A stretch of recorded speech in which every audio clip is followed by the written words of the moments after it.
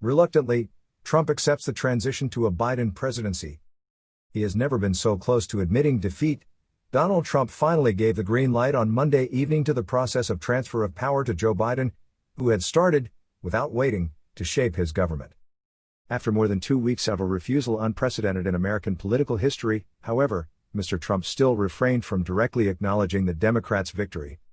He has promised on Twitter to continue a just fight as he escalates unsuccessful legal remedies to try to demonstrate fraud in the November 3rd presidential election. "And I believe we will triumph," he said. Nevertheless, nuanced the outgoing American president, "in the best interests of our country, I recommend that the government agency in charge of the transfer of power do what is necessary concerning the protocols, and I ask to my team to do the same." Joe Biden's team immediately took note of a step towards a peaceful and smooth transfer of power. The Democrat is preparing his entry into the White House on January 20th with several senior figures who served under Barack Obama, such as Antony Blinken, future head of American diplomacy, or Janet Yellen, approached at the Treasury. Former Secretary of State John Kerry, 76, will also return to Washington as the president's special climate envoy, a sign of the importance Joe Biden places on this issue. Banana Republic. There was no longer any doubt that the Democrat would become the 46th president of the United States.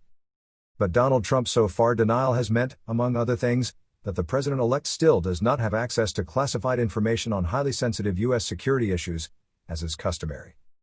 Nor has he been able to begin coordinating with Team Trump on handling the COVID-19 pandemic that has claimed more than 257,000 lives in the United States.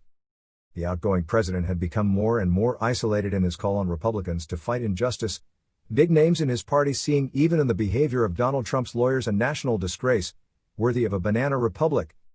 The Tokyo Stock Exchange soared to open Tuesday morning after the billionaire gave the green light to the transition process. Relieved. "I need a team ready on the first day, made up of people experienced in crises," said Joe Biden on Monday, giving the first big names in his future government. At 78, the old politician is also trying to put together a team that looks like Americans, with more emphasis on women and minorities. He plans, according to a source around him, to appoint former central bank president Janet Yellen, 74, to the Treasury, a post held only by men until now. Alejandro Mayorkas, for his part, is expected to become the first Hispanic Minister of Homeland Security. An experienced African-American diplomat, Linda Thomas Greenfield, 68, will become an ambassador to the UN. Joe Biden also drew from the pool of his relatives.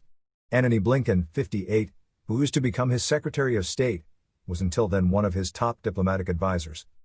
Former number 2 in the State Department under President Barack Obama, this staunch supporter of multilateralism should, if confirmed in the Senate, tackle the Iranian nuclear issue as a priority. For Barack Obama, the allies of the United States, mistreated over the past 4 years, will be very relieved to see people like Tony Blinken arrive. John Kerry, for his part, will be immediately tasked with bringing the United States back to the Paris Agreement he negotiated in 2015, and which Donald Trump then tore apart. He pledged to treat the climate crisis as the urgent national security threat that it is. The president-elect also intends to appoint Avril Haines, 51, Director of National Intelligence. She would be the first woman to hold the post, and Jake Sullivan, 43, National Security Advisor.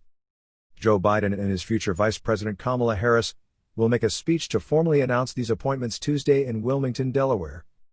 The Democrat won nearly 80 million votes in the poll, against just under 74 million for Donald Trump. But the U.S. presidency is played out through a system of elected voters in each state. Despite strong pressure on local Republican Party officials in recent days, a commission approved Joe Biden's victory in key Michigan state as scheduled on Monday.